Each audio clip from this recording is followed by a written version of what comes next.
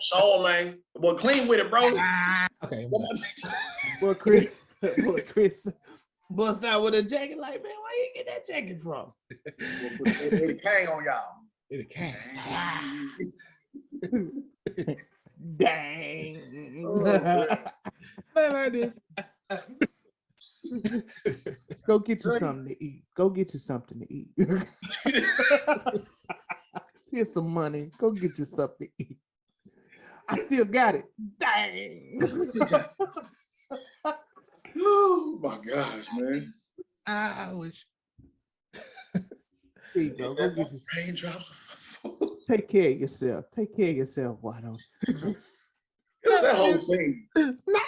Okay, I'm sorry. That whole scene just. Take care of yourself.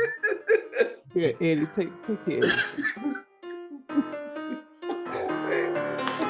Oh man.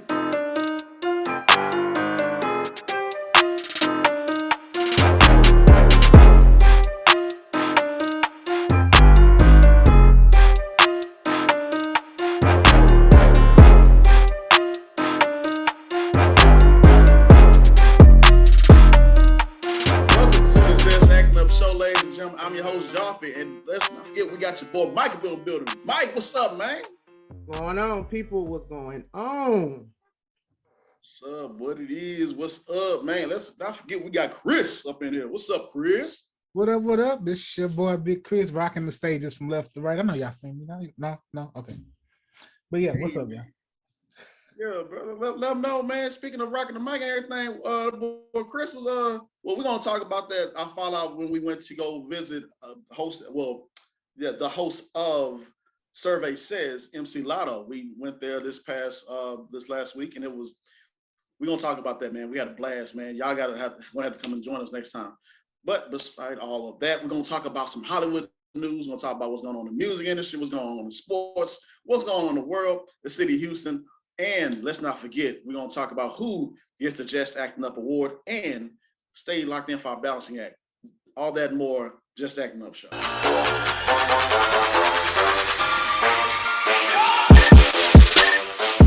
man. So, once again, we appreciate y'all for tuning in for the show. But before we get started getting into all this breaking news, we need y'all to do what? Bow right there. Like this, grab and like. Share with people. Sharing is caring. Yada, yada, yada. Yeah, yes, indeed. Free. Nah, I ain't gonna free. And y'all know we've been doing some TikToks lately. Y'all should check out our IG and our TikTok, Just Acting Up Show. We've been hitting them skits, man. So that's right. Y'all check that out and continue to share. We appreciate everybody who's been looking at it and giving us great feedback on it. So yeah, we appreciate y'all, man. Check out our TikToks. Talk about gas prices, talk about partying at clubs, talk about falling asleep and all that and more. So we got some more coming for y'all. We cook it up. We up in the kitchen. Not like Franklin and them. But we in the kitchen cooking up something for y'all. So yeah. So let's go ahead and get into the show. So let's start off with this right now. Right now. And get this out the way. Biden is giving out some money, not to us. That would be nice. But he's giving the money out to overseas. How much y'all said Biden giving out? That was like $6 billion with a B. A lot. Capital B. Big B's. Lord have mercy. I always wonder though, because they always talk about how the country's in debt, but they know how to find money to give away when they want to. Just how does that work? When you make your own money, within you know. An unpopular person, Candace Owens, said, that if you can check your bank account and see your balance, and we ought to check the bank account of the American people, like, are spending money, and it's like gas prices is up, people still dealing with COVID. Well, we can find ways to give people some money when we got situations going on over here. Mm-hmm. I don't get that. Like, I didn't sign up for. I'm pretty sure all America. Hey man, we didn't sign up for that. We give all that money away. Yeah, very true. Like I understand helping people in need. But like I said, people need help everywhere, you know, so I get helping them. I'm not opposed to that. It's just like I'm saying, why can't they do some things here locally as well? As they can help Ukraine as well as help people here. Mm-hmm. Yeah. I totally agree. Totally agree on that. So absolutely. So like, what law is it against printing? Because I know we print our money and we have the value of our money, but what's the standard for like how much we could, if we could just like, okay, we're gonna go ahead and give this money to, you know, like why, how does that, the value of the money works when we print the money here, you know, like it's like, you know, like where does this magical number come from? I'm just gonna give him 13.6. Okay, man. yeah, I'm just gonna go and give him 13. You know, like where does the number come from? 13 point what? 6 what? Billion. Million? Billion. Billion? Billion. Billions. And then homeowners taxes went up, you know. So it's like, who's flipping the bill here? We are. And we have to have somebody that's well educated in that department to come on here. That's gonna be an all-day show.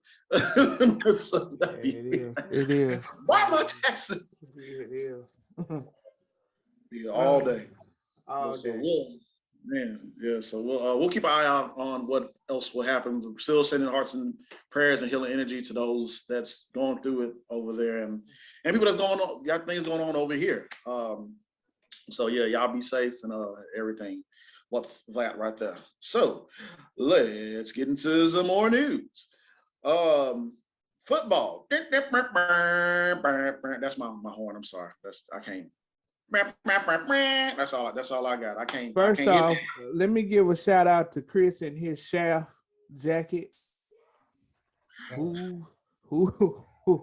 Yeah, that's a shaft jacket. I'm looking like, damn, Chris got going on over there. Yeah. Who sent out the memo for all of us to wear black? This is like our second time. I seen y'all had black on. You know, I had to, you know, at least put a jacket on. You know, mix it up. That's when you know the that's when you know the chemistry is on point, man. We all just show up like this. That's how we do. You got to coordinate. Got you. Don't mean to throw you off your pivot, sir. Continue on. No. Let him recognize it. Right? There you go. There you go. Show him, man. Boy, clean with it, bro. Okay. Boy, Chris bust out with a jacket like, man, where you get that jacket from? It came on y'all. It came. Dang. Man, like this. Go get you something to eat. Here's some money. Go get you something to eat. I still got it. Dang. Oh my gosh, man. I wish. There you go. Go get you raindrops. Take care of yourself. Why don't you? That whole scene. Okay, I'm sorry. That whole scene just take care of yourself. Yeah, Eddie, take care of yourself. Oh man. Too hilarious, man. But yeah, man, let's keep going. We can talk about 5 heartbeats all day, man. So football news. The Browns won the Deshaun Watson sweepstakes.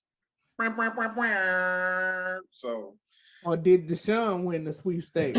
Deshaun won. I don't know what the Browns Deshaun won the sweepstakes. At first, because I was like, when they said the Browns, I didn't believe it at first, because just the other day he was like, I do not want to be traded to the Browns.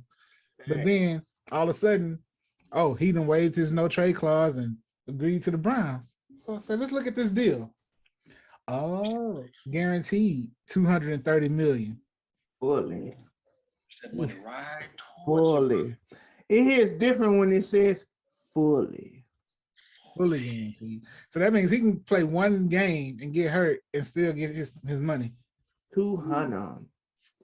Ooh. He just got to show up. He's good. Now, see, I got roasted by a certain individual here. Up. Yeah, I got roasted for that 124 hours about not getting Deshaun. This is why. Because we knew Pittsburgh Steelers, we knew. Our organization was like, hell no. We see this coming down the pipeline. This man gonna try to clean us out. And then they gave up draft picks too. We got 3 first rounders, I believe, and I think a second round. No, a 4th rounder. 2 other draft picks. Yeah. Now, is that all for this season, or who cares? we went 3 years with no first round draft picks. That is true, because So now all I need is just let Lovie Smith pick the drafts and his team, because I don't know, we don't need nobody from the Texas front office. When the same way how you gave Bill O'Brien the keys, give Lovie Smith that key so he can pick the right draft. So y'all be all right. I'll trust that. Absolutely. I think with Nick Caserio, because he's a GM, like he was in that sweet spot of the Patriots. He was up there helping draft some good talent, and I think he'll be a good GM down here. I think he just kind of came into a messed up situation, with all the history and the mess that was going on here. So I think between him and Lovie, between him and Lovie, I think they'll do good on drafting a good team. Yeah. And what really sucks about it, it'll be interesting to see if Deshaun didn't have this hanging over his head, the allegations, because man, it would have been more teams that would have been all in. Everybody, Pittsburgh just lit up in Twitter when we got Mitchell Trubisky over Deshaun. But you got to look at it. Our organization, I love Ben Roethlisberger, but he had 2 allegations on him. And at one point, they wanted to trade him. They wanted to get rid of him. And I think it was for Alex Smith for the 49ers or Jimmy Garoppolo. It was either one of the 2.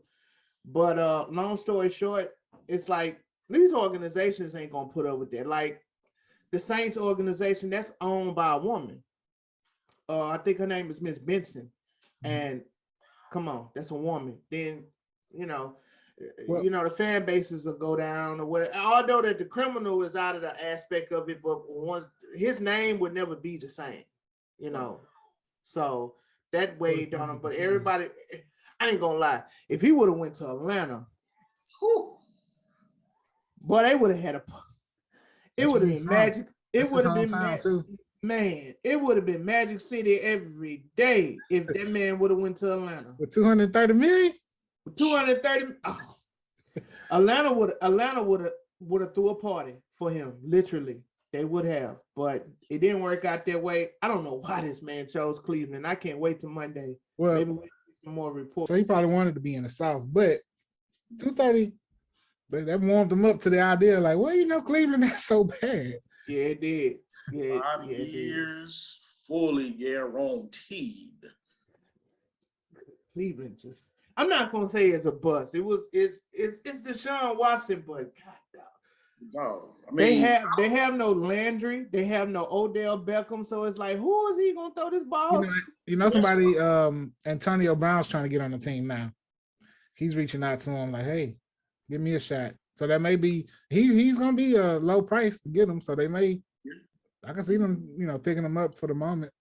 You can't get them from cheap, and we still have time for the draft. NFL draft is coming up in April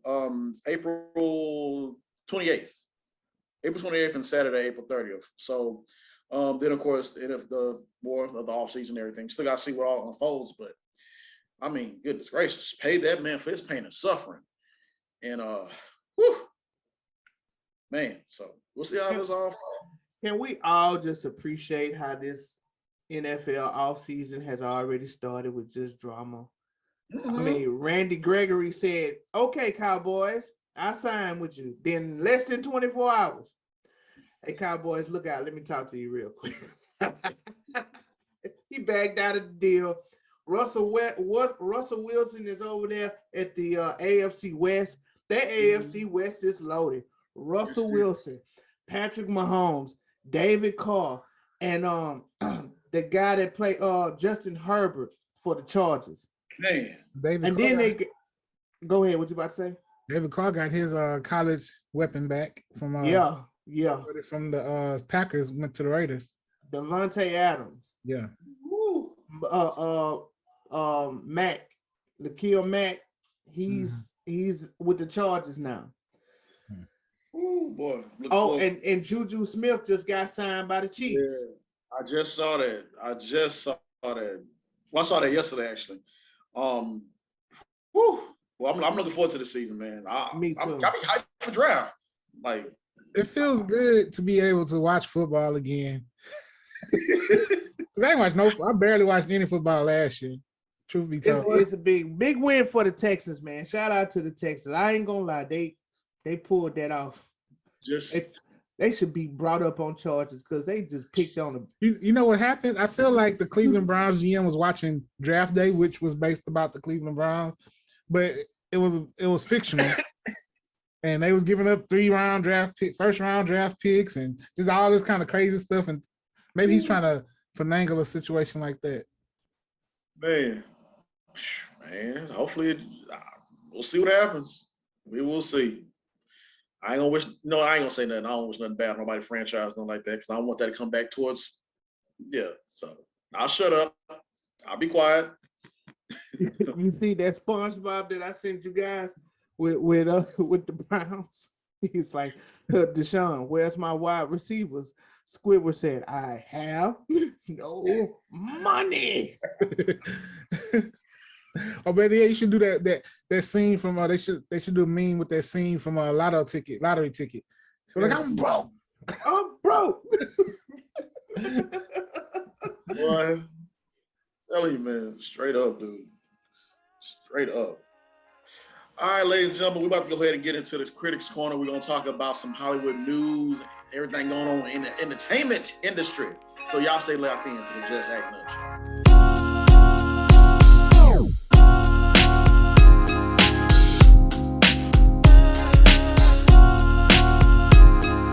All right, ladies and gentlemen, we are here at the Critics Corner, and we're going to talk about some breaking news, some Hollywood news. But if you want to go into more detailed analysis, you go where? To Joffrey's VIP room. That's where we talk about these things, man. What goes on in Marvel, what goes in DC, what goes on in Hollywood, who doing something silly, who doing something stupid. Yeah, we go at it on Joffrey's VIP room. So y'all tune in and check us out. Like, share, comment, and subscribe. Just like you like, share, comment, and subscribe on this here channel, the Just Acting Up Show. Yes, sir. So, Your boy. So let's go ahead and get into this news real quick. So I might have to call some family members up real soon. Not trying. Well, now I think about it, nobody really uses my password, so I'm good. Netflix is coming at y'all. Boy, they coming at y'all hard. So I agree. Go for it, Net. Go for it, Net. Go for it, Netflix. Go for it. If you are sharing your password with anybody that's outside of your humble of home, you might want to tell them, hey man, I might charge you a fee because Netflix hitting us up, man. So right, yeah, give me the bread. I know. That's right. That's right. That's one thing I don't share is my Netflix. So yeah, plain. There's a certain someone that I ain't gonna mention their name, but if they hear this, they know exactly who I'm talking about. I didn't even know that she had it. And I'm looking, I'm like, okay, I'm watching this. My wife trying to watch something, then they get a block saying, hey, somebody is on blah, blah, blah. Like, man, hey man, what's going on, man? Are you watching this? Yes. Get off. Because I'm rude people. Now I got a PIN number on my Netflix. I gotta go on my Netflix like an ATM now. That's how bad it got over here. Man, I'm talking about man, all this like. So I'm about to clear I'm about to clear everything because you ain't finna charge me. I'm a struggling actor trying to make it, and my paycheck don't paycheck like it did when I was in high school. You know, it was only a matter of time before they did this though, because Netflix was the only one that everybody could share. Just it was like a open secret that everybody knew about. All other networks there, but I don't mess with them. But all other stuff, everybody know Netflix. Oh yeah, everybody's password sharing on Netflix. Everybody knew that. Now here's some free game that I found out that I would like to share with our audience and you guys too. If you have a T-Mobile account, you get Netflix for free. Say what? Say what? If you have a T-Mobile account, you get Netflix for free. How long have they been doing this? Bro, they've been doing it for a while. Because I was going to see what was going on with my bill while my bill was this and that and this and the third. And that lady was like, well, you get Netflix for free. That blew that all out the water. I said, well, thank you, ma'am. I'm satisfied with my service. I'm gonna have to make a phone call. I've been paying for Netflix this whole time through my cable. Oh, yeah, you might want to go ahead and save yourself some money. Yeah. So all T-Mobile members, you get Netflix for free. Well, it depends on the package, but I do know you get Netflix for free. Absolutely. I found that out last week. I feel like a dummy myself. I'm like, damn, I get Duly noted. Hey, players mess up, man. Players mess up. I think AT&T does HBO Max for free as well too. So I'll be hitting somebody else up real soon about hey, what's up? Yeah. So yeah, that's my buddy. I'm a little money back. That's right. That's right. I need my Mario coins. Every last one of them. Every last one of them. Hey, I'm not sorry about it. When you start thinking, yeah, you born that password, but you don't never want to call nobody and check up on nobody. But you call when hey man, hey yeah, how everything going, cousin? Yeah, hey, so what's your password again? I ain't speak to you since the last family reunion. Oh yeah, but I spoke to you. That was 3 years ago at the family reunion. Man, get off my line. Well, James, you ought to go. Because you will share your account. Me, I don't even share the free ones. That Hulu, what? Nah, I ain't got that. What? Huh? Amazon, man. What? No, I don't got that. No. It depends. For me, it depends on who you are. Because there's like for close friends or whatever that I'm cool with. If we have that certain relationship, whatever, I got you.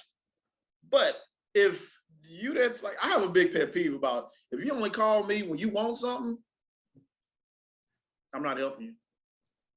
I'm not sorry about it. But if you call, like us, we cool and chop it up, hang out, all that, whatever. Got your back on this, bro. That, and that. But for other people, no. Come on, man. Don't be like that, man. So everybody hear that, right, James? Got all the subscriptions. So start calling him now. Don't ask him anything. Just be like, hey, man, what's going on? Nothing much. Oh, okay. I'll just check it on you. Do that like 4 times. That 5th time, you get that password. Man, I still ain't got off of T-Mobile off of Netflix for free. I know the game. I know what you can. I know why. If like, I haven't talked to him in a good minute. Hey, what's up, bro? Yeah. So, hey, man, you got Netflix, right? Man, get off my line, bro. Oh, black people, we gotta do that. That's for everybody. I'll let you know. I'll let you know right there. No, I'm not giving it to you. Plain and simple. But moving forward, man. And let's go ahead and talk about this news. So it's a movie that came out, a kids movie that came out a week or so ago called Turning Red. I watched it. Mike, I know you said you watched it. Chris, I know you haven't heard of it. It's a good cartoon movie from Disney Pixar. Real good movie. But the thing about it is that some parents, somebody somewhere is highly upset about the cartoon. I see why, but at the same time, I'm like, everything that comes on TV, y'all complaining about this. It wasn't that bad. I didn't see anything wrong with it at all. No, it wasn't. It was nothing bad about it at all. So what are they saying? Pretty much saying about how the twerking thing. Okay, I kind of give them that, whatever. But it was a panda twerking to make her mom upset in a certain point in time. Oh my God, that was just so innocent, bro. It was. And the way how it was done, it was it was funny. She was a red panda twerking in front of another red panda to distract her mom. Just watch the movie, you'll see it. But they're also talking about saying, why is the little girl going, talk about her, her time of the month. That was only for one point in time in the movie where the mom thought the daughter was pretty much, it was her time of the month. And the mama came in with the packages and saying, I got this, I got some ibuprofen, I got this, and I got pads. The mama thought the daughter was going through a time of the month, but actually the daughter was turning into a big a big panther. And I seen it. Here's the thing, and these are probably the same people that complained about the whole rollout that they about to have with the Marvel with the what is it, Luke Cage? Not Luke Cage. Oh yeah, Luke Cage and all that, Punisher and Jennifer and all that. Man, they gotta understand the demographic has changed now. Okay, this is not Beauty and the Beast, Cinderella, Snow White, Mickey Mouse, Steamboat, and all that. It has changed. Okay, so they're gonna have to not be edgy, but they're gonna have to appeal with the audience. Like my son was in tune in it. Not to say he don't like all of those old ones, but it's not gonna grab his attention. So they have to be in tune with them, because it's changing, it's steady changing. So find something else to complain about. That was a real good movie, honestly. It was a real good movie. And real quick before we off this subject, you talking about these old Disney movies, man. You know how much darkness was in them old Disney movies? Everybody dies. No. At the beginning of a Disney movie. Mufasa, Bambi Mama. Bambi Mama got shot. Yeah, man. Mama. Yeah, the Hunchback of Notre Dame, they just boy, that was bullying at its finest, like bullying, and had that dude singing about performing extracurricular. I ain't gonna. Exactly. Yeah, it get this dark. So just dark. Oh man. So moving forward. I gotta give a congratulations out to this man right here who been in the game for so long, man. And I applaud him for this. So, and it's great to hear about this. So Mayor Latoya Cantrell, hope I pronounced her last name right, has confirmed that actor Anthony Mackie is opening a film studio in New Orleans East. The studio will reportedly sit on 20 acres of land, potentially sitting along the I-10 service road and Reed Boulevard. Mackie is an award-winning actor who was born in New Orleans and attended Warren Eastern High School. And I think he went to Juilliard for acting as well too. So we all know about Anthony Mackie, man. Of course, he like where he's at now. We like you not trying to think. What was his name on 8 Mile? Papa Doc. Papa Doc. Yeah. Papa Doc. He's not Papa Doc no more, man. Y'all. So yeah. I know he was Papa Doc. He did Crossover. He paid his dues, man. He been in the game for quite a minute. Absolutely. So yeah, man. So congratulations to you. I think Tyler Perry inspired a lot of showed everybody the blueprint of what could be done. When you put your hard work and your money to it, now I want to see that happen in more areas. Like we got it in Atlanta, New Orleans. I want to see it come to Houston. Yeah. Only a matter of time. You're right about that. It is only a matter of time, man. So congrats once again to Anthony Mackie. Appreciate you for all the hard work you do and what you doing with giving back in that from away, sir. So Charlemagne from the Breakfast Club just posted this not too long ago. The Best Man limited series with original cast ordered by Peacock from Malcolm D. Lee and Dana Lynn North. I guess is everybody that's going to be on it. Returning characters, Melissa De Sosa, who everybody knows as Shelby. Woo! She's going to be on it, of course. Looks like I guess I'm looking at the picture, and it does say original cast, so everybody that's still there. Melissa De Sosa, Tay Diggs, Regina Hall, Terrence Howard, Snarl Lathan, Nia Long, and the list goes on and on and on and on and on. So I dig it, man. That was one of the films that we watched growing up, and it just the prestige of it. One of the great Black films that we watch. Is a lot of classics, but some that was about the best man that we were just like, this is it. So yeah. I couldn't watch the bachelor party part, so I had to wait till everybody was asleep. See it. Dum, dum, Dum, dum, dum, dum, dum, dum. dum, dum, dum, dum, dum. That's when I first got introduced to Regina Hall. I know. I said, oh, Everybody. It's like candy. Tastes so good. Let me just stop for everybody getting in trouble. So, oh, I'll be all right. I'm good, man. Make sure your wife not back. The sequel though was just as good too when they did a sequel a few years ago. Yeah, it was. Because of if you haven't seen it by now, it's years old. But Mia had passed, and so I was interested to see where they take the story now. Because I think in the sequel he was heading into retirement. His wife died, Lance's wife, and their relationship had gotten better. Their friendship had gotten better. So I wonder where everybody is at now in this series. So it'd be good that they'll get the deep dive into that. Yeah, man, I agree. I'm looking forward to it. And see what all transpires, man. Y'all want to hire somebody? Hey, we got 3 young Black actors right here, right now. Y'all want to? Hey, Peacock. We got our headshots ready. We got the acting skills ready. We more than willing to be a part of that right now. So yeah. Tay Diggs is coming back, correct? Mm-hmm. Yeah, he's coming back. Boy, Tay Diggs is hilarious on Instagram. He is. He is hilarious. He's hilarious on Instagram, honestly, bro. He is hilarious. He does is funny.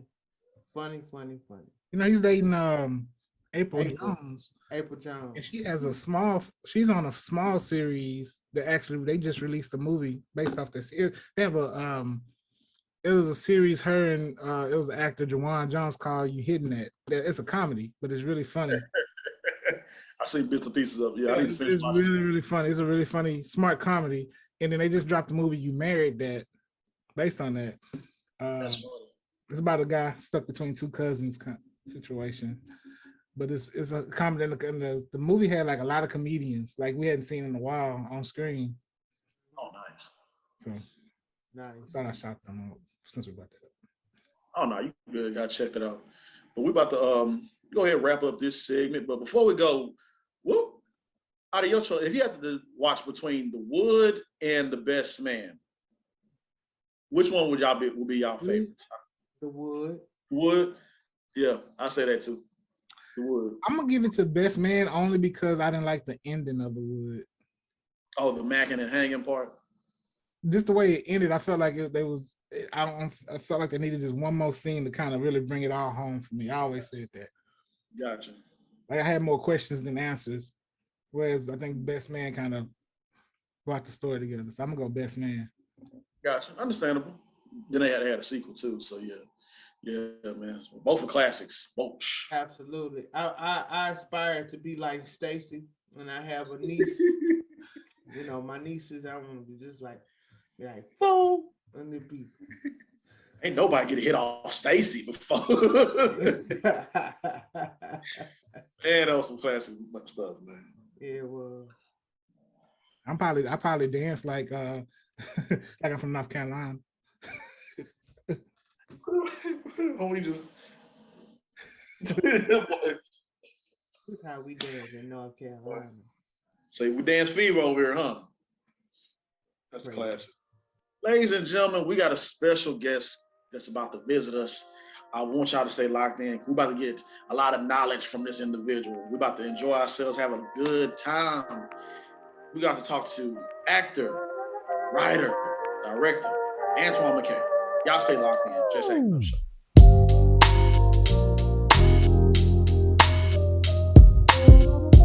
Ladies and gentlemen, this is such a treat. We can't show y'all the behind the scenes because that was just such a joy. We'll save that for some other time. But we have to applaud this brother, Mr. Antoine Mckay. Yeah. And it's Antoine Mckay. That's cool. That's cool. Yeah, he said McCray.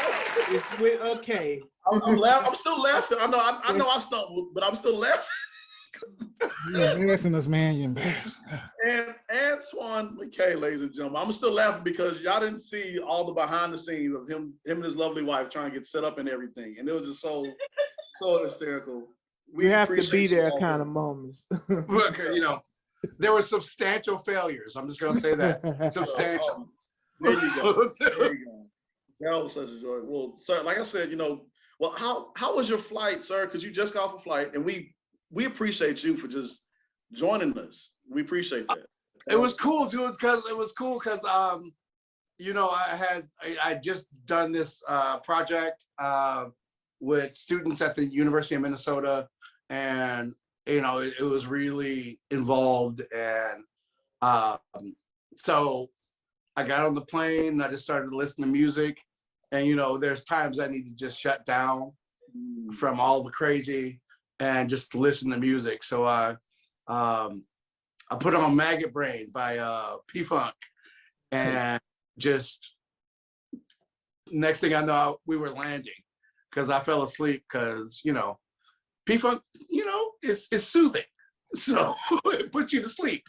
But it was really nice, man. Got back home, and yeah, I'm a huge Michigan fan, and so we're revving up for the game. So it's cool. It's cool. It's good to be home. Yes, sir. I know you, Michigan fan. I know you hail from Detroit. That's Yes, sir. Yes, sir. Yeah, man. So tell us about that. Let's start off with that. Growing up in Detroit, what was Antoine doing? You know what, man? I played football. That was, and everywhere I played football, my father always got a job to be a coach on the team. So everywhere I played ball, he was a coach.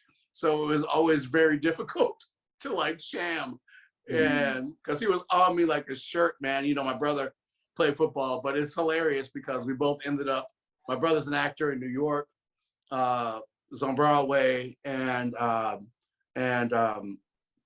yeah, I'm doing my thing, and it's hilarious. But I went to Eastern Michigan University, which was cool. Then I went to New York and worked with Uta Hagen, who was a wonderful acting coach, and that was fantastic. Then I came back to Detroit and got hired at Second City, which is comedy, amazing comedy theater, and like Keegan Michael Key, who is a dear friend of mine, and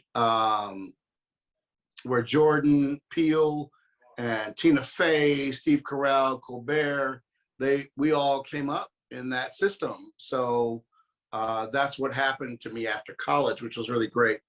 But then after that, I moved to Chicago, and it just took over. It just went from there. Yeah. Beautiful. Great, that's great. I know you've been on shows like Empire. Like, how was that experience for you? Like getting to work with Taraji and Terrence Howard. Man, I learned so much. Because what's interesting about it, and I think we can all speak to this in some capacity, or in varying degrees, that when we work with people who are who we watched growing up, and we get that opportunity to work with those people, it changes your life, and it changes your art. And working with Terrence, Terrence is hilarious, man. Terrence was hilarious because he would mess with everybody on set. But what was cool about Terrence, he knew everybody's name on the set. He made it a point to do that. And Taraji, the ultimate professional. She would show up, she was ready, she knew her lines, she would knock it out, and then she would go shoot a movie somewhere and then come back to set, you know, because like, you know, they both had that. Working with Malik Yoba too. Yoba was cool as the other side of the pillow, man. And he was not only a wonderful actor, but he was also an intellectual. And so he could bring some really interesting insight into acting for me. And it made me better every time. Because, you know, I thought I was just going to do the first episode. And then next thing I know, season 6, I'm still working with these guys. And it was, man, it was life-changing, and it was career-changing. So it was really beautiful. How heavy was that chain? Because you wore that chain every single episode. How heavy was the chain? I need to know. That chain looked like it was heavy. So let's just, you know, we all know the terminology. It was the Dookie chain. The Dookie chain, yes. If you don't know, now you know. Yeah.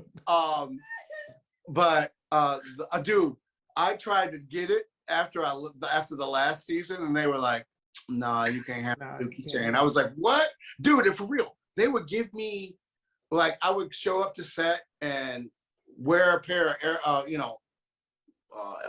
a pair of ones, and then they would give them to me, and I was like, "Cool." And dude, I have like 30 pair of Air Force Ones, man, like straight up. But what was really crazy, they coveted that chain so much, and they just kept it. They would not give it to me. They gave me clothes, they gave me shoes, but they would not give me the Dookie chain. I fought for it too. Come on, man. It gotta be. Out of everything, you can have all this, but that chain though, you can't. Dude, they would not give it up. For real. Dude, I begged. Like, I'm just gonna be honest with you. I begged for it. I was like, "Can I have the chain?" They were like, "No." Dude, I went to the producer of Empire, and I was like, "Hey, can I get the Dookie chain?" He was like, "Hey, Antoine, I'll get back to you. Let me do some work on this, and then we'll figure it out." And he was just like, next time I saw him, I was like, "Hey, did you talk about the chain?" He was like, "No, we didn't talk about the chain." I was like, "Oh, okay, cool. Thank you." Every time, I'm like, "Here comes Antoine again. We know he's gonna ask." Like, right? Because it was totally that. It was totally that too. Yeah, you got the lines. Okay, I got good on my lines, but this Dookie chain though. No. That's the one that breaks the camel's back. No. Dude, they would give me more lines than that before they would give me the Dookie chain. Oh my gosh. So I know you've been, acting for, quite some time, and you've been multiple classics. What other set have you been on where you like, I have to have this for myself? But besides Dookie chain, what's something that you I was on a show on Amazon called Patriot, and it was such a great show, man. It was one of my favorite. It's probably in the top 3 of my favorite things that I've ever done. It actually is in the top 3 of my favorite things that I've ever done. And the suits that they had for me, man. Dude, they had Armani, they had Prada. Dude, they had me clean, London Fog jacket, like old school classic Kangol. It was beautiful, man. I was like, oh, and I was like, can I? And it was so funny because I had a movie premiere one night when I was still shooting that, and I was like, I went to the costume designer and I was like, hey, can I wear this suit tonight? Because it's dope. She was like, Antoine, if something happens to that suit, it's gonna be on. We can't do anything. And so she was like, no. And Molly's great, man, because Molly's she worked with Wendell on Jack Ryan, and I think she's doing Yellowstone right now, which is a great show. a huge show right now. And but she was like, Antoine, no. It was great. And everybody was so polite, which was really great. But I wanted to put my hands on people so I could get the suit, but I didn't do it, but no, I wouldn't do that. But yeah, man, I've been blessed to always have really great costume people around me, and all those costumes poured into the characters, which was really beautiful. And it made it almost easier to be those people because I had those clothes. So I've been really blessed in that. You love it, man. Now there's a movie that you did with Nicolas Cage called Weatherman. Mm-hmm. There's this one scene, I think your scene is called with the apple pie. Yeah. And I remember watching that scene and just seeing how he just kind of just like snapped. I'm like, imagine just coming up to someone on the street and they just kind of snap like right there in your face. Like, how was it shooting that scene and just watching this man, like the character was breaking down in front of you? Like how intense was that scene? Dude, so it's a beautiful story. And it was one of those moments where I learned how to put everything that I've learned as an actor into play. So, we had the read through the day before and everything, and no, like a week before. And then we showed up to shoot. And, Gore Verbinski was directing it, and he directed all the Pirates of all the movies with Johnny Depp,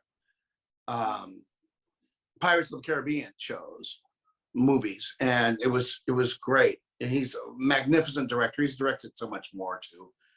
But I remember being on set, and then we got all set up, and then we shot that first scene with me and him. And what was funny is, you guys have seen the Avengers, right? The original Avengers. Yeah. You remember that scene where Loki and the Hulk had that scene where the Hulk picked up Loki and just slammed him around. Yeah. Right. So the first take of that scene, my first scene with Nick, was I was Loki and Nick Cage was the Hulk. Straight up. But then there was something off about the lights, and they had to regroup and do it again. Dude, it was he in that moment took me as an actor from one level to another level that I didn't know existed. And not on top of that, he was cool as hell, man. Nick Cage is cool as hell. So, after that first little take, Gore Verbinski walks up to me and goes, just do it like you did in the audition. And then he walks away. And I just realized I got my ass kicked. And I was like, I'm from Detroit. Come on, you ain't gonna do this to me. Nick Cage ain't taking me down. Fuck that. Let's go, homie. Who is you?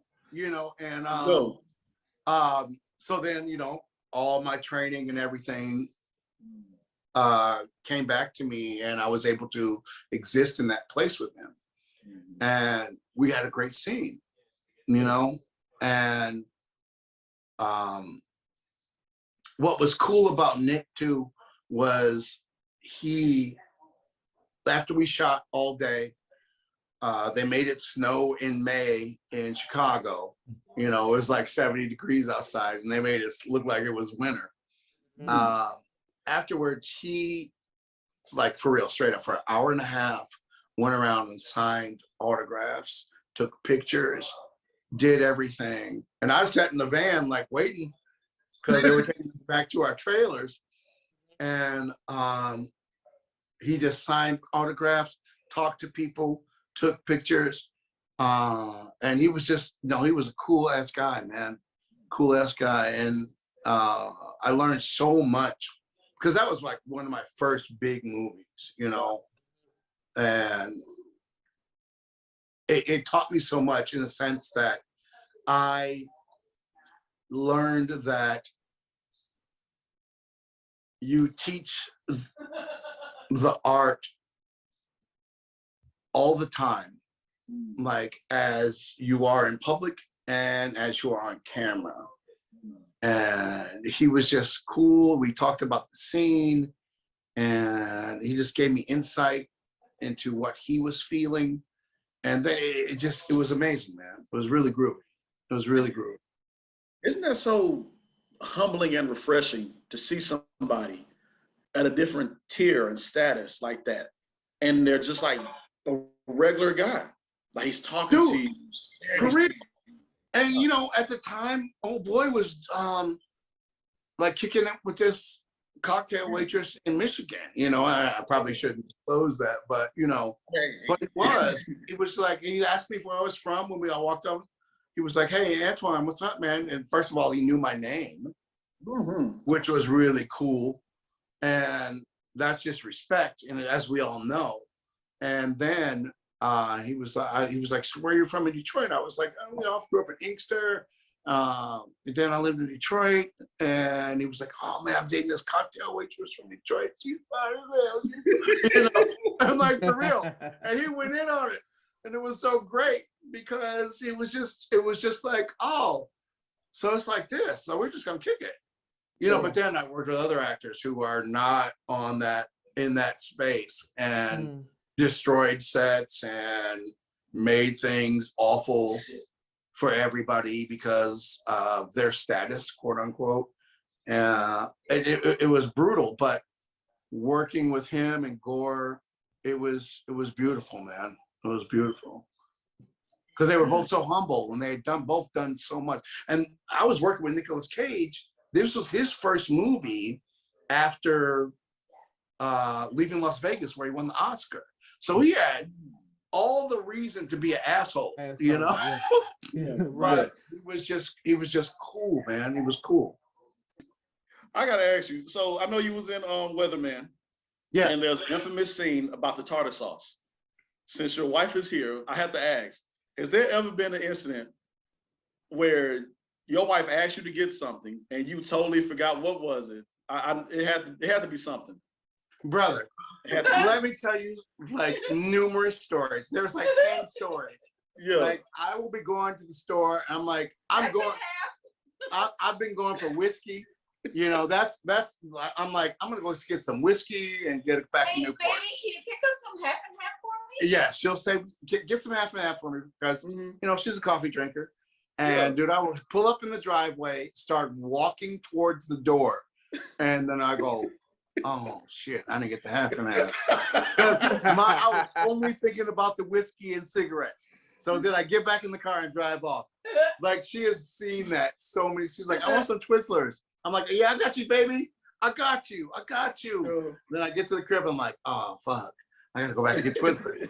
Dude, I just keep going back and back and back and back all the time. It's okay, baby. I didn't need the Dude, man, like I walk in and I didn't have them sometimes, and she was just so gracious and sad. Oh, she's like, you know what? He got a lot going on today. No, I don't, dude. That's the thing. It's like, you know, we get these explosions of acting, and like we work for 4 months, 5 months, and then we're off chilling for like 2-3 weeks, and it's just like, oh, cool. I can do anything I want, you know. But but yeah, I failed. Is what I'm saying.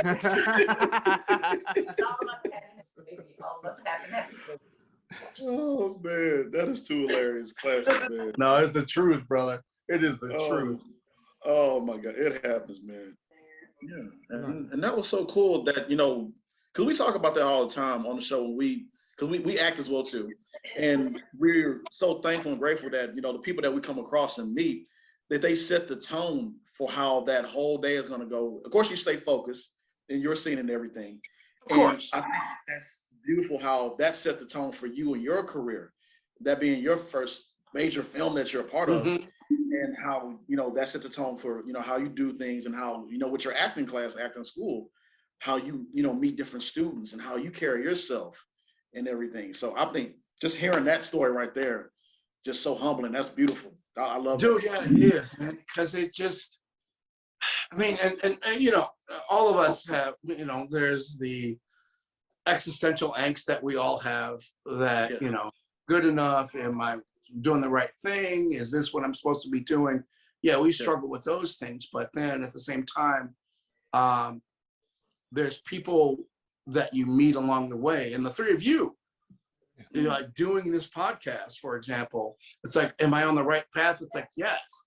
Because, getting two other people to agree with you, especially in this day and age, is very difficult. But I mean, you guys doing this show is a perfect example of what it's supposed to be like. Yeah. Right. Oh, man, thank you. We appreciate that. Yeah, about to make us cry thug tears over here, brother. Like, man, man, like, man, you got, like, man, thug tears.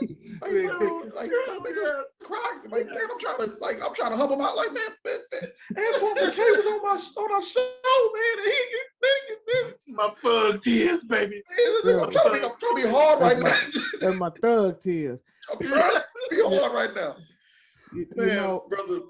I have to commend you because you have 6 kids. You've been married. How long you been married? You know what, man? I was married for a while to somebody else, but I just married my high school sweetheart 2 years ago. Cool. Yeah. Yeah, my Greek queen, man. Gotcha. She's Greek. I used to be 30 pounds lighter before. That happened. Yeah, man, and yeah, dude, she done fattened me up. I hope she's not fattening me up for the kill, but you know what I'm saying. At the same time, right there now. What'd you say? I just started right there now. Right. No, but we had beautiful children. For my last marriage and everything, but being with her is my career has gotten even better because I have somebody that actually and truly supports me and is in the game with me. Like, I have self-tapes, I have, like this. We got home and I sat down and I poured a drink and she was like, "You got the thing?" I was like, "Oh, shit." and she just she keeps me in line, man. She helps me. She's really for me, which is really great. And, especially in this time of tension, culturally, and when I say culturally, I talk about, just racism is at its peak in some capacity. Having somebody by your side and kicking it with you is great. And, we get the flack, whatever, for being an interracial couple, whatever. But, she takes care of me, man. Takes care of me. And that's good to be in this business with someone like for like support. Because I remember my wife, they went to an event that we had where they was a part of it extra. And I told her, I said, it's not going to go as fast as you think. Like, oh, yeah, we're going to be there like for a couple of hours. No, it went on to like 5 hours. Dude, yeah. So you got to have a significant other that's going to understand that time, it takes time and there's a lot of sacrifice. So, that's a blessing. That's a blessing. Yeah, dude, it is. And that's exactly what it is. It's a blessing. Yes, sir. It is a blessing. And I'm so grateful for that. And I was going to talk about, now one of my favorite characters that's on TV right now is Uncle Spike on Southside. I honestly thought that was your name. I said, we're going to interview Spike? I want to know, what was your inspiration for that character, and how much of Uncle Spike is in Antoine? You know what? growing up in Detroit, there's a little bit of Uncle Spike and Antoine, but my parents were the parents that made us write 3 book reports in the summer. Those were my parents, Yeah, dude, it was, but I've read a substantial amount, before I even got, even before I went to college, that summer, your summer after your senior year of high school, you're supposed to be going to, graduation parties, doing whatever. But man, dude, I worked, I went to nationals for a speech. And so I was gone for 3 weeks for that. And then I got back and then I worked at muscular dystrophy camp, which was really cool. And then I got home and, my friends were having, graduation parties. My mother was like, you still owe 3 book reports. And I'm like, I'm going to college. Are you serious? You want me to write people? She was like, Antoine. And dude, she stayed on me like a shirt. And it was like, okay, cool. So she gave me a break. I read 1 short story and wrote a thing on that, but I still had to read 2 other books. And, so there's not a lot of Uncle Spike in that. However, Uncle Spike is an educated man. Uncle Spike was a medic in the Iraq War, and which is really interesting. So he could do a lot of things, and he was a very educated man, which is really cool. But then the rest of Uncle Spike comes from my cousin Orlando, who just passed away from COVID a few weeks ago. But he was like, you always have that cousin that's, either a Blood or a Crip or a Latin King or a 7 Mile Dog. We all have those cousins, right?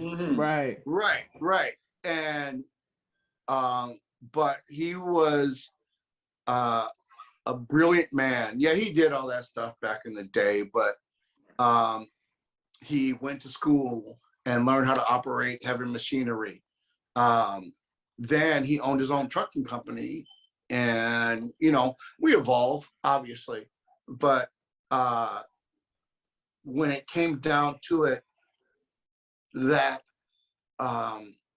killer instinct that Uncle Spike has comes from him, my cousin Orlando. And so that's who he was. Like a lot of how Spike is based on, because we would be having a great picnic and everything, and somebody would say something, and my cousin would be like, "What the fuck you say?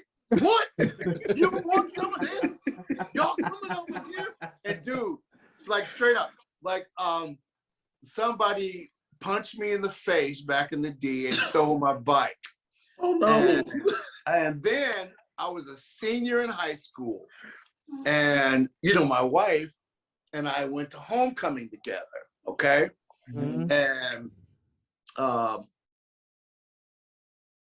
tensions were high, obviously, racially, interracially in the neighborhood, and then people were picking on me and messing with me because I was going to prom with a white girl. And so then there was one day that we're all sitting in my living room, and these 2 guys that had been picking on me and messing with me walked by. My brother, who's an actor in New York, who is hilarious and brilliant, and my cousin Orlando were sitting on the couch, and my cousin Tony. They saw them walking by, and Tony, yes, is a woman. Yep. And went out there, and everybody just started shooting the ones, man. Everybody was throwing hands, and it was crazy, but that annex of Uncle Spike exists because he's a survivor, because he had been to the wars. He had been and saw the death and the craziness that war brings. And so Uncle Spike has pseudo PTSD. So, but he still has love in his heart, Right. So I love this character so much, man. It's so great. I'm so happy we're coming back for season 3. Yeah, and you know, it's funny because not just because you are on here, but before we really start getting heavy. Well, Chris is the one that put us on Southside, and he told us about it. Yeah. And I started watching. See, Chris, I knew it, Chris. I knew you was the one. Yeah, Chris was the one. Chris was the one. Chris is the one that told us about it. And when I started, binge watching the first season, your character was the one that I was like, Spike is going to be something else. From that first season, what was the first episode when y'all was at the pizza parlor, and homeboy came up and told you something, and you said, "Yo, my man, I don't even know him more that information." Right. It was that, and just not only just that, the whole season, Spike was just killing it for me. That's why I love this character. And then it was this past season where it was the hurricane episode, and you came in, and I was like, I'm flat out done. You said, "Hey, everybody, the hurricane is about to come. I need everybody up against the wall. You about to see some shit you ain't about to see." I was like, bro, like, I'm Spike. That's the dude right there, man. Dude, that was one of my favorite times, like, acting. Yeah, because I got to work with Rel on that episode. Yeah, and we all know how amazing he is, and on top of that too, he's just a cool cat. Like, Rel is not stuck up. He's not any of that. And you know, he's huge, man. Rel's a big time. But just like talking to him and working with him was great. But man, I love that episode. It was so fun. We had so much fun. It looked like you just have so much fun with it. Dude, they let us improvise. They let us improvise and kind of just come up with what we want to. And once we do that, they support us in that. And that is a beautiful and safe place for an actor to be. Yeah. Because they just trust us with what we're doing. And it's beautiful.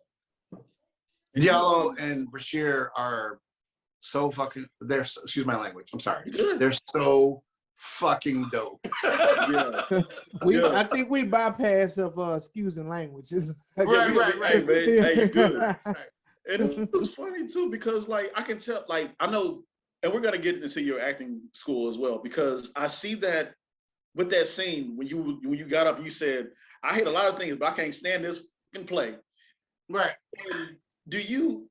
I noticed that in your acting classes, your acting school, it seems as if like you drive home improv.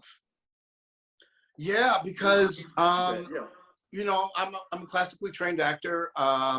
Went to school for it, and then I worked with like probably one of the greatest acting teachers in the world, Uta Hagen. And I don't know if you guys know who she is, but she was one of the most amazing people in the world, man. She was hard on us. You know, 750 people auditioned for the class, for her class. She took 40. By the time we were done, there was only 18 of us, man. I learned so much about acting from her. And then I had the opportunity to work at Second City,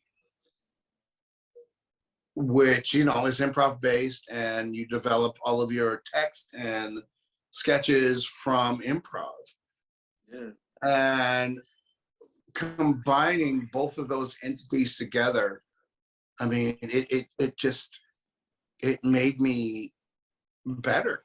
It just gave me insight into the mentality of casting agents, other actors, directing, and just being an actor. It changed my life, man. It changed me so much. Yeah, I dig that, man. And it's inspiring to see that too, because it's funny that we have you on the show right now, and I'm getting ready to launch my own acting class to help others. And I just want to tell you, like, you know, I'm looking at you right now as inspiration too. Like, you another actor we had that came on, William Jefferson. He was on Southside as well too. Yeah, I know he had yeah. as well too. And Big Willie. yeah, oh man, dude, cool guy. Y'all are just so cool. Dude, and so, great guy, man. Yeah, Jeff is great, man. He's great. yeah, man. Y'all inspire us so much with what you do and hard work. So tell us a little bit more about your acting classes that you hold. You know, I teach the Uta Hagen method for on camera and just for theater too, because you know both of those are different mediums, as you guys know. Like theater is bigger and you know more pushed to the back of the wall so that you get so the whole audience sees and feels and hears. And camera is very small, and you know you have to do that.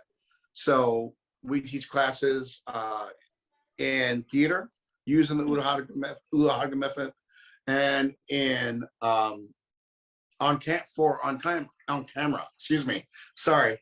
And then we also do improv, and we do. My wife is teaching a screenwriting class because she's a brilliant screenwriter. And we do auditions too, so that people understand, especially now, like we're all sitting here on Zoom, like that's what auditioning is now. So self-tapes, etc. It's important for us to understand this medium so that we can, while we're not getting the opportunity to create the intimacy that's needed when you go into a room and audition, you're getting the opportunity to learn how to create that intimacy in this medium. So it's we're really excited about it, and we're having a lot of fun with it, man. We had a lot of really great classes. We start our term in a couple of weeks again, so it's really cool. That's dope, man. Love it.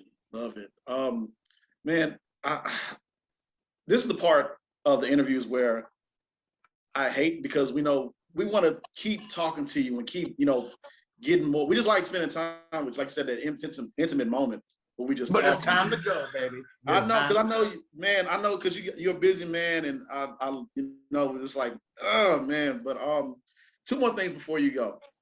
And whether, well, we see that Diallo and them are getting ready to they're in the writing room right now. Yes. For Southside season 3. So congratulations to you all. Oh, thank you. Absolutely. Yeah, we're really excited about it. Gotta applaud you on that. So congratulations. Thank you. And do you ever get a chance to sit in the writing rooms and hear them, throwback ideas? Do you ever? No, I don't. But what's cool about it is that they do sit in the writing room and they do the work, but then all that work that they do, they're willing to throw out the window in the moment of us shooting for the sake of the show. If something's flowing, if something's moving, they completely allow us to live freely in that. So it's really nice. It's really groovy. Beautiful. Y'all got a beautiful show, man. And thank you. Congrats on winning awards as well too. I know Diallo and Bashir are so proud of that. Dude, I do it. Okay, I'm gonna be straight up with you. Go ahead. Audibly wept when I found out that they won, because these are two brothers from the South Side of Chicago who went to Harvard, wrote for Jimmy Fallon. Like, they have 2 shows on TV right now, and they're writing for both of them, and they're doing all of the work. And to see that, there's been tons of African-American writers over the time. I think about Amber Ruffin and her show on Peacock, and she's brilliant. Actually, when I left Second City, Amber actually came on stage there to work, and the evolution of her career has been beautiful. But to see the evolution of Black writers just explode in the last 1.5 years, 2 years is really, really beautiful, man. It's really beautiful because we're finally getting the opportunity to get our voices out there, because our voice is so important and it's so special, and it's so the intellectual capacity of what we have to say is absolutely beautiful. You remember at Absolutely one point in beautiful. time where, well, not to cut you off, but it's just so funny how time is changed. At one point in time, there wasn't a lot of black nothing out on movies, TV. We wasn't nowhere. Yeah, we had Cosby. We had a different world. Mm-hmm. But that was still Cosby. Yeah, that was still Cosby, right? But then, you know, you think back before that, and the writers, we had Eddie Murphy on Saturday Night Live. We had Richard Pryor writing his own stand-up, et cetera, et cetera. Red Fox on Sanford and Son. He started writing in the later years of that show. But the like original person that was really involved in writing for TV shows was Flip Wilson. Right. You guys, Flip Wilson wrote for many shows. And then he had his own show, his own variety show for a minute. But Flip Wilson was the guy, man. And now we actually get to the point where we have writers actually, and I hate to use this word, but infiltrating this world of comedy and drama. It's really, you know, Shonda Rhimes is doing an amazing thing, man. Whitney Kemp. I mean, the list is long now. Yeah. Or absolutely. the list is what it should be now. So it's really, really, it's really inspiring. I agree. Is there anybody that you will want to work with or that you haven't worked with yet? Do I want to work with? Yeah. Denzel. Okay. I want to work with Denzel so bad. I want to work with Meryl Streep. I was up for a commercial with Robert De Niro, but then I was shooting a TV show at the time, so I couldn't take it because I was already under contract, and I was crestfallen. I was so heartbroken. Oh man, I want to work with De Niro. But a guy that, you know, I really want to work with is I want to work with Spike, man. I want to work with Spike. And he did Chirac, and Empire was going on at the time. And so he didn't take anybody from Empire and put him in Chirac because they both shot in Chicago. And I was like, yeah, I'm going out. Yeah, I get an audition. I met him. Spike was cool as hell, man. He was so great. But then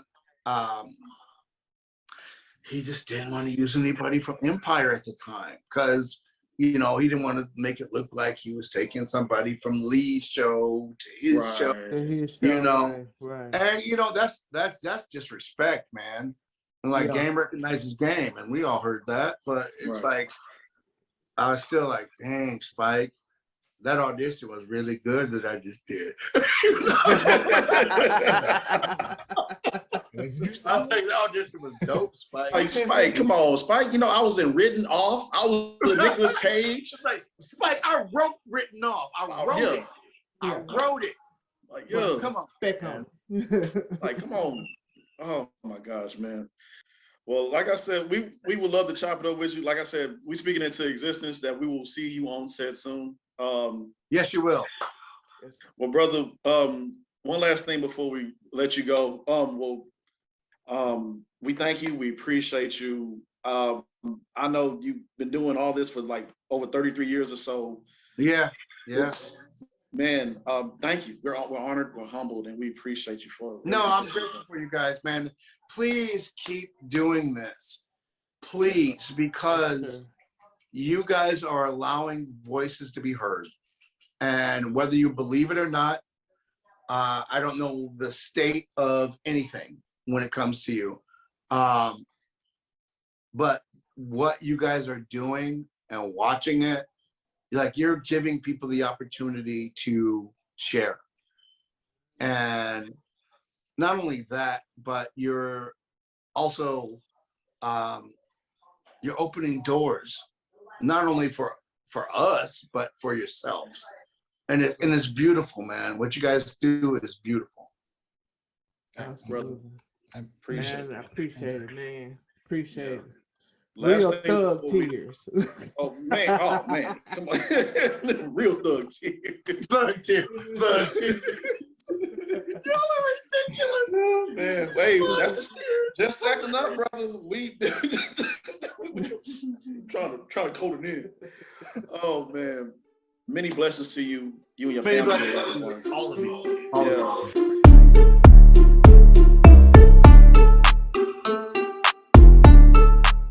Woo! Boy, y'all know what time it is, man. It's that time again. So, I'm gonna let my brother Chris go ahead and take over, man. This is the segment we call Acting the Fool. Who's just been acting up out there, Chris? Well, we heading over to Tyler, Texas. Two things come from Tyler, Texas. No, I'm just playing. Well, this is about former Texas election official Denise Hernandez. She pleaded guilty on Wednesday. What she pleaded guilty to landed her getting charged with 2 counts of assault causing bodily injury, a Class A misdemeanor. She faces up to 1 year in jail for each charge, along with a maximum fine of $4,000. She did agree to a plea deal that included 18 months of deferred adjudicated probation with no fine at the cost of a court proceeding. And the victims also agreed to the conditions of the plea deal. So you say, what did she do, right?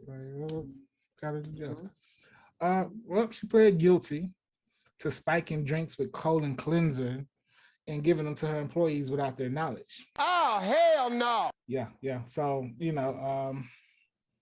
according to KETK News, it was revealed a lot of her coworkers had made accusations against her last year of being a bully in the workplace, which started with her continuously making fun of employees for consuming the spiked drinks.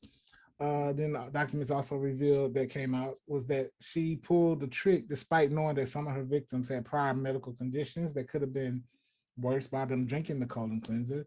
And then 2 employees had went home due to pain in the, because of the drink that they had. And so the employees did tell deputies everything and how she would, make fun of them and, kind of just like, somebody do something to you, they just kind of throw that shade at you all the time.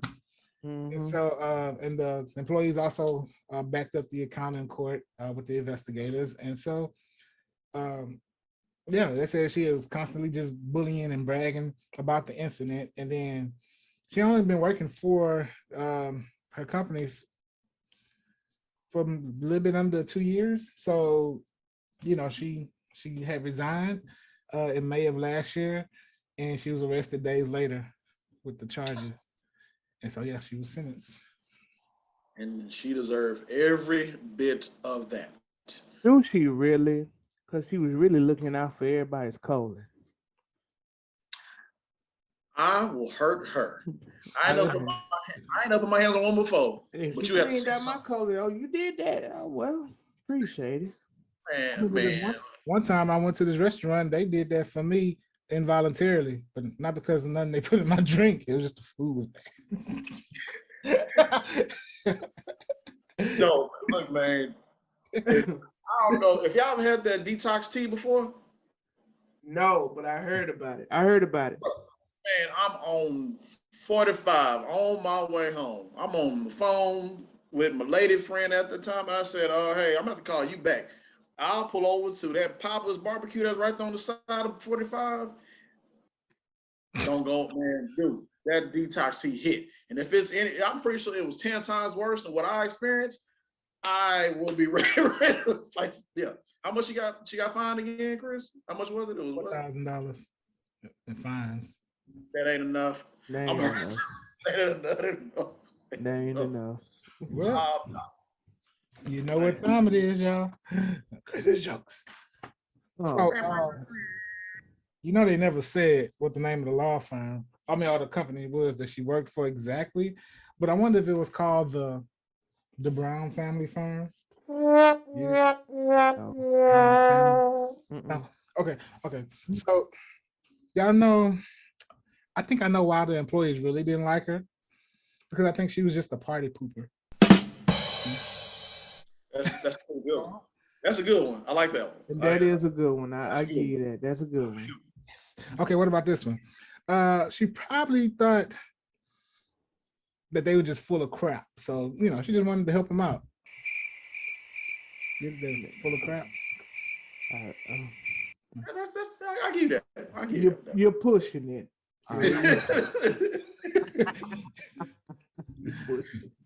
You are pushing it. 3 for 3? 1 for 3? 2 for 3? I'll give you 2 for 3. All right. I give you 1 for 3.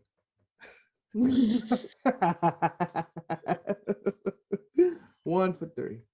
That lady there, boy. I wonder how long her sentence gonna be, or what she gonna get probation. I want to see what she get. That right, boy, lady. That's tough.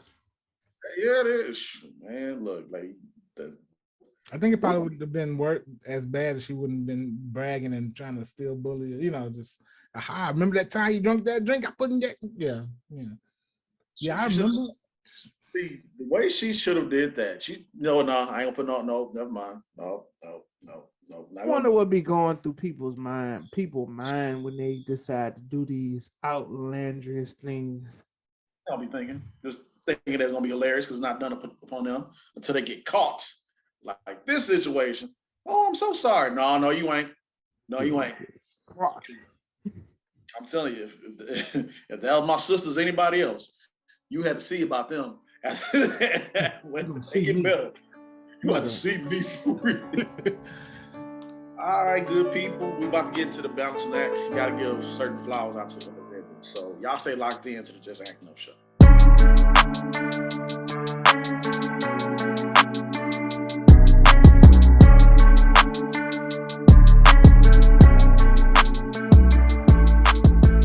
All right, ladies and gentlemen, this is the balancing act where we give roses, give flowers out to individuals who've been in the game for quite some time, or we acknowledge, regular folk like myself, Chris, Mike, people that have been doing some things in the world that's just so amazing that we gotta acknowledge them.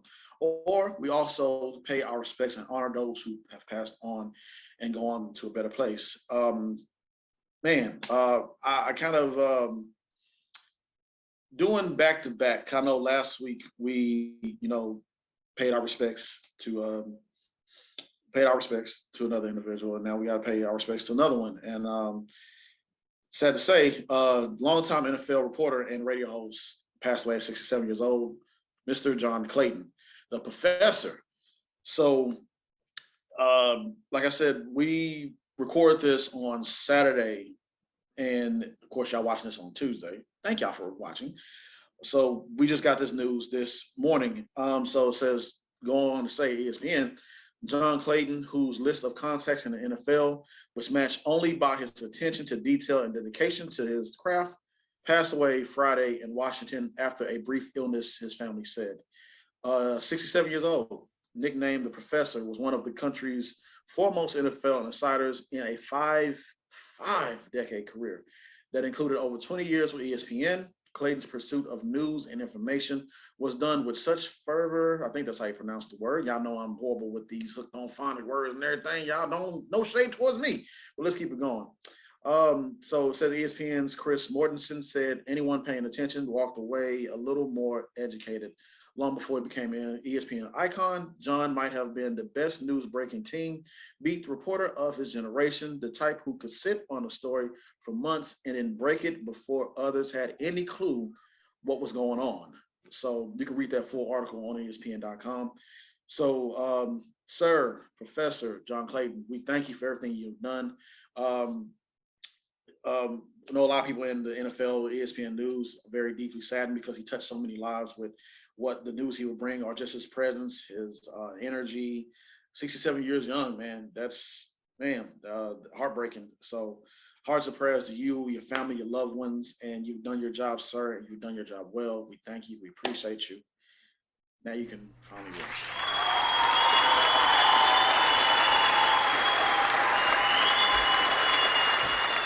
Clap it in. So another great show, 51. Woo-hoo. Oh man. So yeah, thank you. Shout out to our guests that came by and blessed us with knowledge and dropped some gems, man. We greatly appreciate you. Mr. Antoine Mckay, Southside Empire, Written Off, another gem that I came across. I didn't get a chance to fully watch, but I will be. Thank you, sir, for talking to us and spending your time, your hard-earned time and all that and more, man. Thank you, thank you. Before we go, talk a little bit about MC Lotto. We was at her events with the Survey Says. We had so much fun. Yes, I ain't gonna talk indeed. about we win some, we lose some, but you win. You live to fight another day. So we'll be back again. Mr. Pinwheel with the wheel, win wheel. Mr. Portrait here. Mr. Portrait. I said picture, man. I honestly said picture. That's a good answer. I'm sticking with it. Hey man, me and Mike both got facts to back up. Mike had his on his arm. I looked up on Google. Pinwheel. Come on, man. Like pinwheel. It is a pinwheel. And I'm like, every time I think outside the box, the question will be answered correctly on the opposite team. Whenever I'm thinking Ratchet and I have the right answer, the question be answered correctly on the other side of the team. Chris was good. Chris was Steph Curry with his. He ain't missing his shot. Chris Chris never missed. Chris never missed. Tashay, she missed one that should have been on there. Yeah. Even that last one with David. That last one, David, So but man, it was fun. It was fun. I got to rock the crowd with the I don't know. I heard the Biggie song, man. I ain't want to be cliche, but you know, swallow part of river. No, I'm just playing. Yeah, man, it was great fun. So shout out to MC Lotto, one of Houston's own hardest working comedic queen that's on the rise. Thank you. You always, man, Lotto always brings it. So we thank you. We appreciate you coming on the show too. So many blessings to you, Lotto, as well. Keep doing what you do, girl. You killing it. You killing it. You're gonna surprise yourself with what you do. So before we go, Mike, you got anything, brother? Shout out to my organization. I'm flipping that Deshaun Watson bill. That's all. I'm happy. Oh, and everyone check out that movie Deep Water. Didn't we interview somebody that said they was gonna be on a Ben Affleck movie? Ready. That's right. I don't know if it was this one, but we will be on the lookout. We will be. Shout out to Reddick as well. Reddick Edwards. Shout out to Reddick. Yeah. Well, positive quote of the day. I'm gonna do part of a quote this way. It says, sometimes you forget you're awesome. So this is your reminder. And this is me adding on to that. It's just talk to yourself nice. Sometimes you gotta talk to yourself, encourage yourself sometimes, So watch how you talk to yourself, because that can affect you. If you talk to yourself bad, you're gonna think bad, you're gonna do bad. So encourage yourself, talk positive to yourself, build yourself up as well. Well said. I dig that. Mm-hmm. I dig that. Mm-hmm. So yeah, that's gonna be it, man. Appreciate y'all. We taking a break this upcoming week. Got some things we got to do. So we'll see y'all soon. So stay locked in. Keep checking out our IG. Check out other interviews that you did not watch, other gems, man. So we see y'all soon. Watch our TikToks too. They funny.